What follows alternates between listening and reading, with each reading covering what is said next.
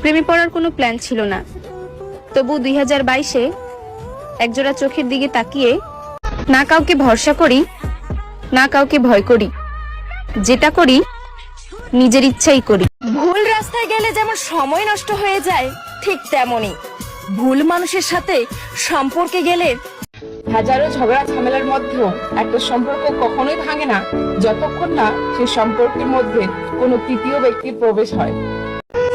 মানুষের যখন অনেক মানুষ হয়ে যায় তখন তারা পুরনো মানুষকে ভুলে যায়। যেই মেয়েটা তোমার কাছে তোমাকে আর তোমার ভালোবাসাকে ভিক্ষা চেয়েছিল, খোঁজ নিয়ে দেখো সে পরিবারের সবচেয়ে আদরের ছিল। পার্টনারশিপে আমি বিশ্বাস করি।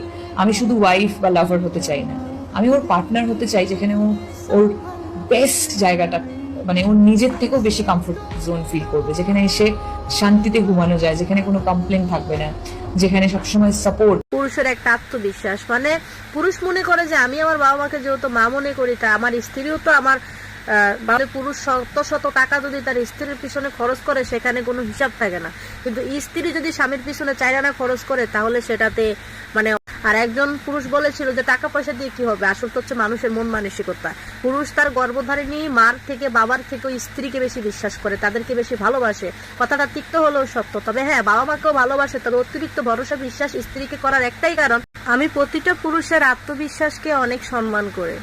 কারণ পুরুষ তার শখের নারীকে বা তার পরিবারের পছন্দেও যদি বিয়ে করে, সে তার স্ত্রীকে অনেক বিশ্বাস করে, এবং কি স্ত্রীর নামে ব্যাংকের নমুনা দিতেও দ্বিধাবোধ করে না। অধিকাংশ প্রবাসী ভাইদের দেখবেন ব্যাংক অ্যাকাউন্টও কিন্তু স্ত্রীর নামে।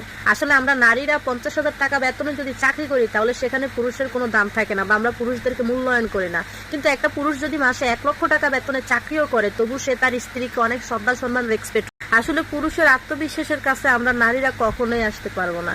একজন পুরুষ শত পরিশ্রম শত কষ্ট করলেও তার স্ত্রীর সাথে ভালো আচরণ করে, আর একজন স্ত্রী যদি ভালো মাইনে বা ভালো বেতনে চাকরি করে তাহলে স্বামীকে স্বামী মনেই করে না, মানে তার